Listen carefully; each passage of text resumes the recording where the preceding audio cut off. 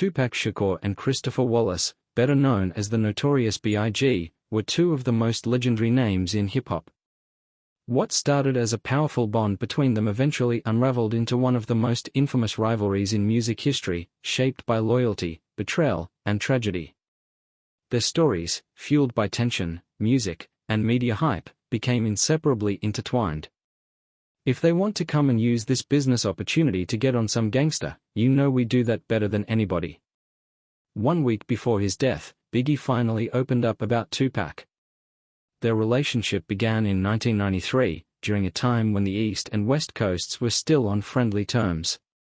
Tupac was already rising fast, a platinum artist, a movie star, and a raw, electrifying presence. Biggie, still known only as Christopher Wallace, was trying to make a name for himself in Brooklyn. His debut single Party and Bullsh** T had just come out. It had potential, but he wasn't yet a star. The two met through music, likely on the set of Poetic Justice, where Tupac had Biggie's track on repeat, vibing hard. That moment wasn't just praise, it was validation for Biggie. But their true bond wasn't formed on a movie set. It happened at a house gathering, with steak cooking, laughter echoing, and Kool-Aid in plastic cups. Tupac didn't treat Biggie like a fan, he welcomed him like family. He stepped into the kitchen and cooked for everyone. Steaks, fries, and bread, this was Tupac's way of showing love. No cameras, no stage, just two young men, from opposite coasts, sharing stories and food. That night sparked something rare. Tupac, already in the spotlight, didn't act superior, he helped Biggie, offering advice, Hennessy, even a couch to sleep on in L.A. The feeling was mutual, the energy magnetic. By July 23, 1993, the world got a glimpse of their connection. Tupac and Biggie performed together at the Palladium in New York, trading freestyle lines on stage.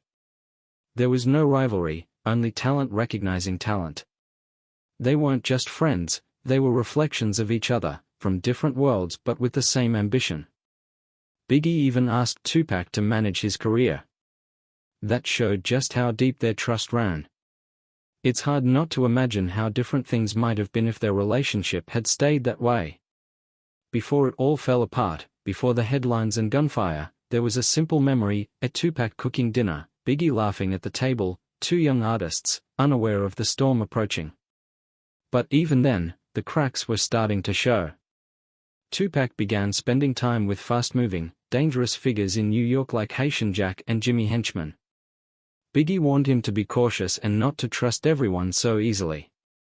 Tupac didn't listen, maybe he couldn't, or maybe he didn't want to. That moment, though small, was the start of what would become one of hip-hop's most tragic conflicts. Neither of them could have known how far things would spiral. And just a week before his death, Biggie would finally speak out about how it all went wrong. Then came November 30, 1994. New York was cold and tense that night. Tupac had flown into Record Features and keep working, he needed money, especially with legal cases hanging over him. That evening, he was invited to Quad Recording Studios in Times Square. The invitation came from Lil Assis, a close associate of Biggie and part of Junior Mafia. Tupac trusted him, these were familiar faces. Biggie was reportedly upstairs, working on music with another rapper, Little Sean. Tupac was told to stop by and record a verse, just another night in a busy artist's life. But everything changed in an instant. As Tupac entered the lobby, he heard familiar voices above. Cease came down, cheerful and full of energy. Moments later, chaos erupted. 3 armed men confronted Tupac.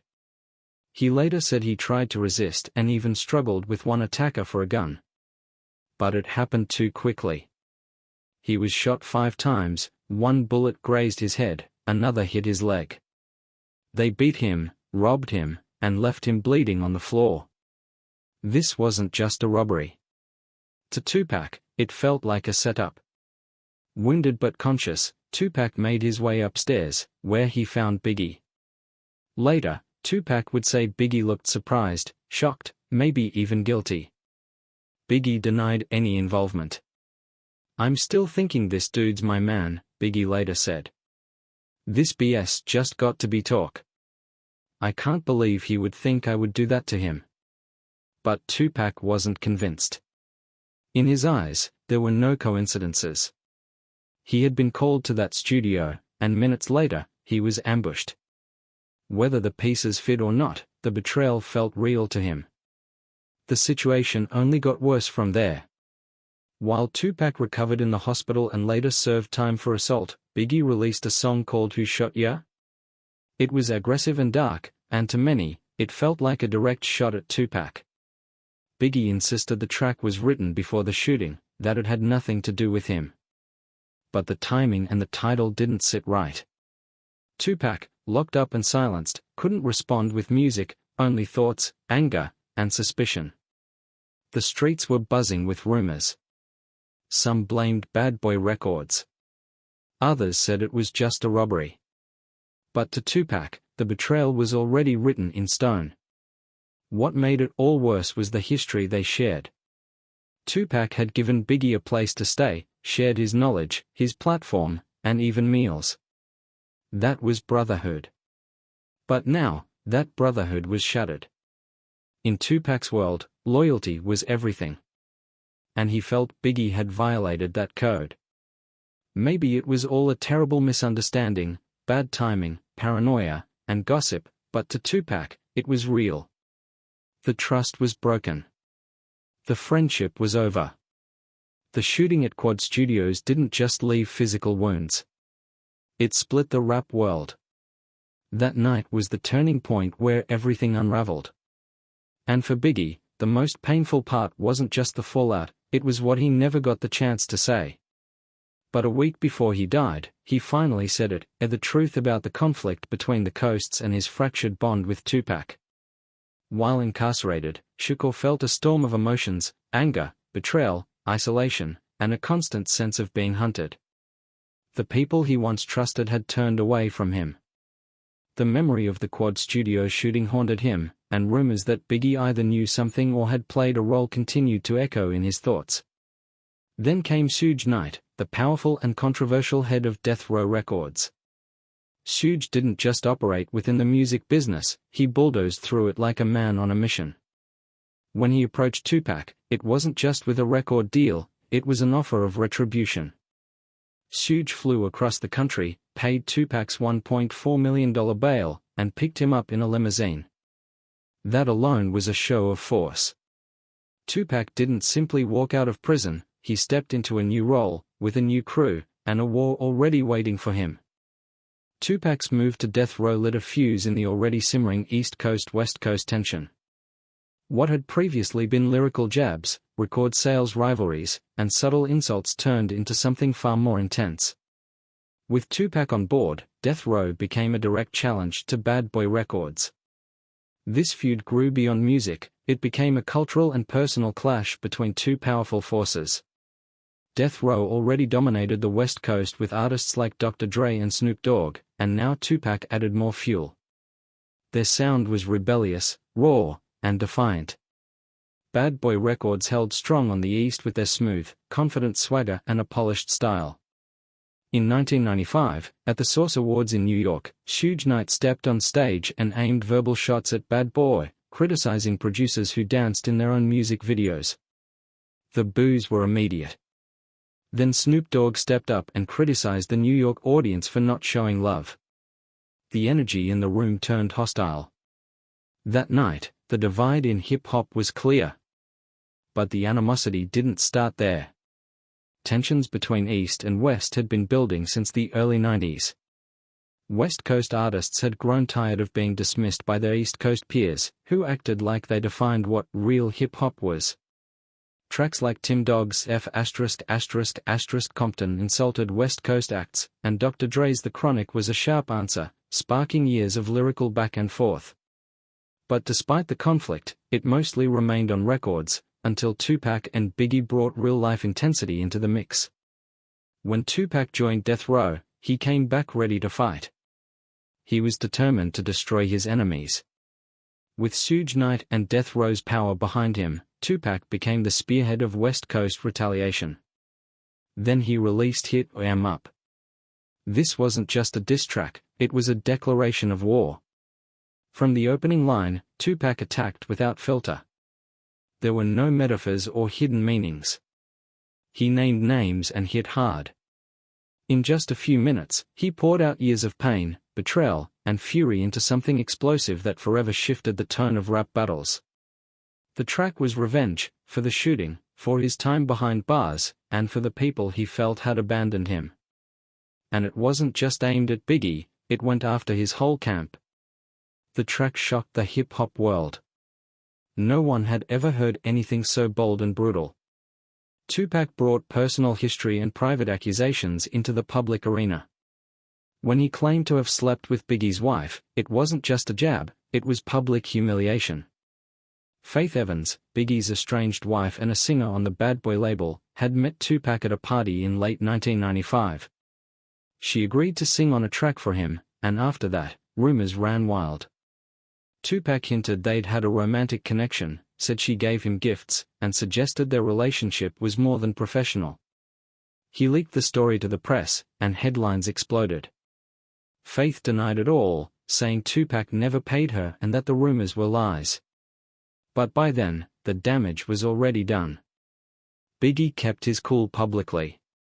He didn't fire back with diss tracks or angry interviews, but the pressure was clearly mounting. The thought of his wife being connected to the man accusing him of betrayal was more than enough to weigh him down. The boundary between art and reality, already thin, had completely vanished. By 1996, the conflict was escalating. More tracks came out. More interviews stirred the pot. The lines were being drawn more sharply than ever. And at the heart of it all were Tupac and Biggie, former friends turned bitter rivals, now standing as symbols of a larger cultural war. But this wasn't just a feud anymore. It turned deadly. On September 7, 1996, Tupac attended a high-profile Mike Tyson fight at the MGM Grand in Las Vegas, alongside Suge Knight and a group that doubled as both entourage and protection. The night was meant to be celebratory, Tyson won quickly, and the casino buzzed with excitement. But shortly after the fight, things spiraled.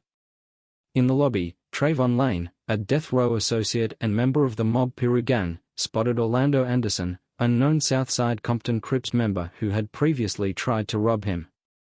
Lane pointed Anderson out to Tupac. Without hesitation, Tupac walked up, questioned Anderson's affiliation, and threw the first punch. The situation escalated fast. Suge Knight and others joined in, and Anderson was beaten badly. Security soon broke it up, but the spark had already been lit. What might have felt like justice in the moment had now set events in motion that couldn't be undone. Later, at the Luxor Hotel, Tupac told his girlfriend Kid Ada Jones what had happened. Though he had promised to return to her after the fight, his mood had changed. He got ready for a death row event at Club 662, but he would never make it there. Around 11 p.m., while stopped at a red light at East Flamingo Road in Covell Lane, Tupac and Suge were sitting in a black BMW. A car with women pulled up to their left. Tupac leaned out, laughing and flirting, still carrying his charm. But then, a white Cadillac pulled up on the right. Without warning, its back window slid down, and a hand appeared holding a Glock. Gunshots rang out, rapid and loud. Tupac was hit 4 times, twice in the chest, once in the arm, and once in the thigh. One bullet pierced his lung. Suge, hit by shrapnel, managed to keep driving for a short distance until police stopped them. Paramedics arrived quickly and rushed Tupac to the University Medical Center. His condition was critical. He was sedated, placed on life support, and eventually put into a medically induced coma for 6 days. His friends, family, and the entire hip-hop world waited anxiously. Gobi Rahimi, a video director affiliated with Death Row, visited Tupac in the hospital and later recalled that there were real fears the shooters might return to finish the job. Rumors spread, some claimed the killers had contacted Death Row directly, threatening that their mission wasn't complete. Inside the hospital, machines hummed and beeped as Tupac lay motionless.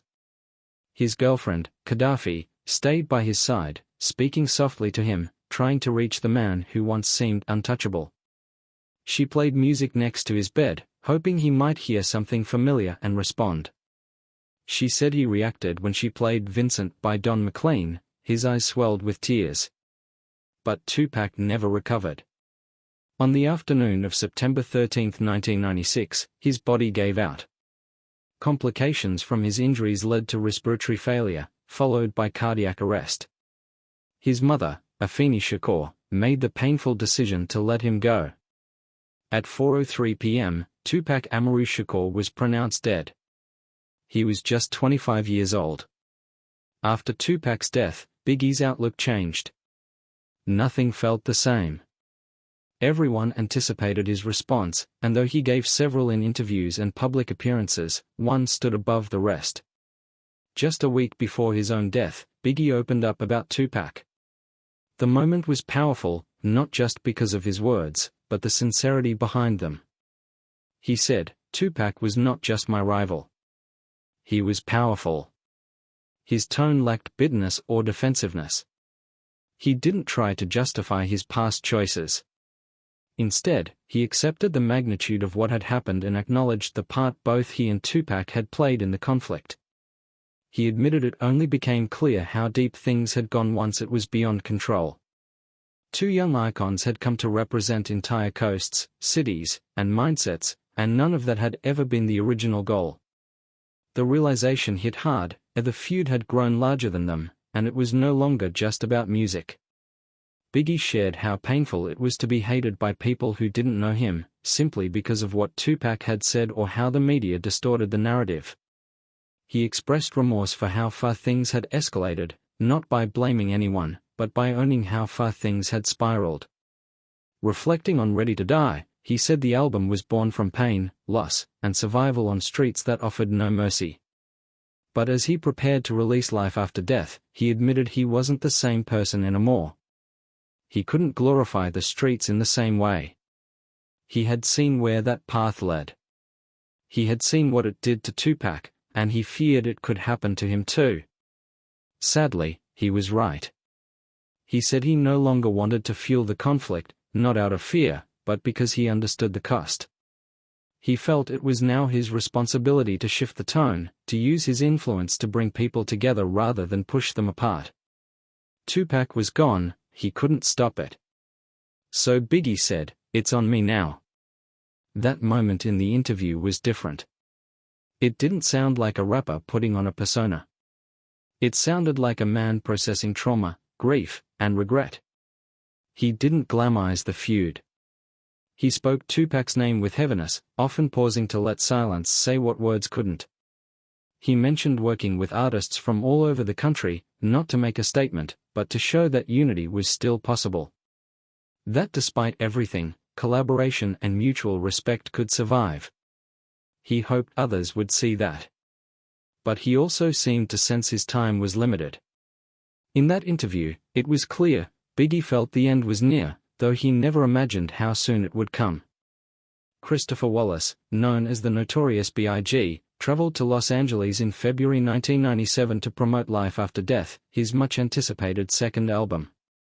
He was also filming the video for its lead single, Hypnotize. The buzz around him was electric. The album was scheduled for a March 25 release and was set to mark his evolution, from gritty street tales to something deeper. On March 7, he appeared on stage at the Soul Train Music Awards to present an award to Toni Braxton. The crowd responded with mixed emotions, cheers from some, boos from others, a clear sign that the East-West feud still cast a long shadow. Biggie didn't lash out. He said his piece and left the stage. He had planned to fly to London the following day, but instead, he chose to remain in LA one more night. That decision would prove fatal. On March 8, Biggie attended a packed afterparty at the Peterson Automotive Museum, hosted by Vibe magazine. The venue was teeming with celebrities from across entertainment, singers, actors, producers, and even known gang affiliates. More than 1,000 guests filled the museum's halls, celebrating and escaping reality for a few hours. But the event was shut down due to overcrowding and noise complaints, and guests poured into the streets. Shortly after midnight, Biggie left in one of two green GMC Suburbans, riding in the front passenger seat alongside Lil Assis, Damian D-Rock Butler, and his driver, Gregory G. Money Young. As traffic crawled around the area, the SUV stopped at a red light at Wilshire and Fairfax. At 12:45 a.m., a dark Chevrolet Impala pulled up beside them. The driver, wearing a light blue suit and bow tie, lowered his window, pulled out a 9mm pistol, and fired. 6 shots rang out, 4 struck Biggie. The car sped off into the night. His team rushed him to Cedars-Sinai Medical Center, where doctors did all they could. But at 1:15 a.m., Christopher Wallace was pronounced dead. He was only 24 years old. The shock was immediate and immense. This wasn't just the loss of another artist, it was the silencing of a generation's voice. Just months after Tupac's murder, Biggie's death felt like confirmation that the feud had spun so far out of control, it had claimed them both. If only they had made peace before it was too late.